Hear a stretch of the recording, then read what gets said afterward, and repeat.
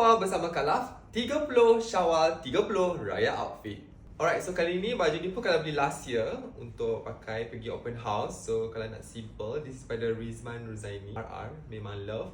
And disebabkan baju ni colour grey, dan kalau cari samping yang untuk menaikkanlah warna baju ni, so ada elemen grey juga. Jadi kalau saya akan pakai dengan seluar hitam sebab senang. Sebab nak cari seluar colour grey untuk match colour grey ni agak susah, warna sebiji. Kau tak nanti akan nampak macam tak matchy. So kalau akan pakai seluar hitam, dan juga tengoklah, bahkan kalau nak samping ni kat dalam, so kalau akan pakai samping dulu, baru kalau akan pakai baju supaya baju tak cepat onyok lah. So kalau make it simple saja macam ni, senang nak matchy-matchy, nak jalan pun senang.